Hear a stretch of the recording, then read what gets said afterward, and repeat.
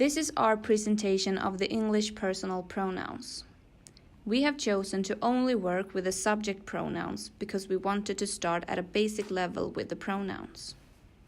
We chose this particular area because it is a limited amount of words for the children to focus on. These words are also frequently used in the everyday language, and that's why it's good for children to learn them at a young age. Some of these words, such as I and you, are words that the kids are already familiar with, which makes it easier for them to develop their knowledge in English. Our lesson plan is divided into 3 separate 20-minute sessions, and we would say that these lessons are suitable for 3rd graders in Sweden, since grammar can be difficult for younger children. The lessons can probably be made with both one whole class or in smaller groups. We will start the first session by going through the subject personal pronouns. We will explain the meaning of the words and also talk about how and when we use them. We will write the personal pronouns like this on the whiteboard. This will take approximately 7 minutes. Then we will introduce a memory for the kids that they will play in pairs of 2. This is the memory.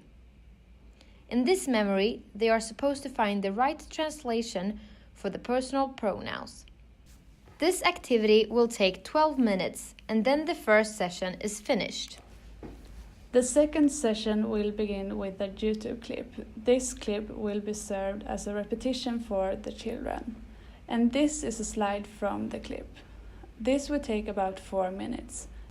Then we will give the children this exercise. They are supposed to find the right personal pronoun. We will do the first part of the exercise with the kids to make sure that everyone understands the assignment. Then they will work with the second part in pairs. That way they will practice their speaking skills. This assignment will take most of the remaining time of this session. But we have prepared an extra exercise for those who are finished with the first assignment. In this exercise, they are supposed to connect the right pronouns with the right picture by drawing lines between them. Session 3 will begin with a warm-up task, the memory that they worked with the first session. They will do this for 7 minutes. After this, they will get a more difficult exercise that they will do on their own. And this is the exercise. They are supposed to put in the right personal pronoun in the sentences. By doing this exercise, we as teachers will be able to see how much they have learned during these sessions. And this will take about 10 to 13 minutes.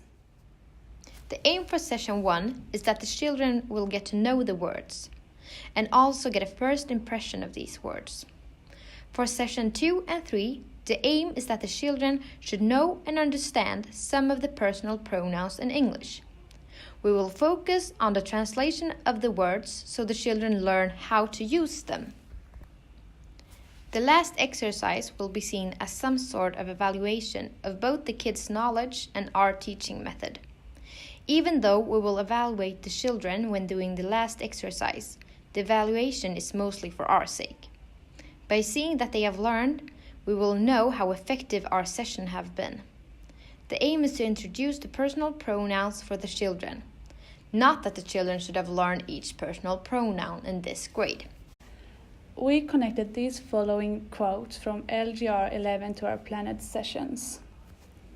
Intressen, personer och platser. Ord och fraser i närmiljön, till exempel på skyltar, i reklam och andra enkla texter. Enkla beskrivningar och meddelanden.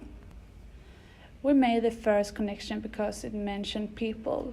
In order to talk about or describe people, you need to know the personal pronouns.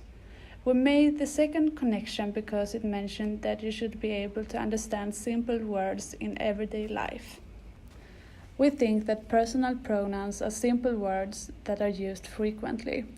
The last connection we made because it is difficult to describe something or someone without the personal pronouns.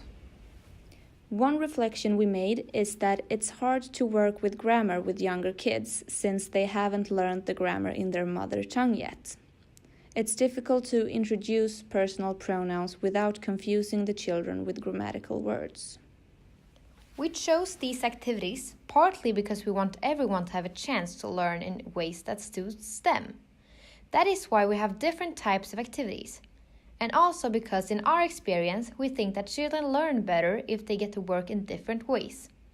But since none of us have a lot of experience with planning lessons, we can only guess that this is something that is going to work in a classroom with third graders. Thank you for listening.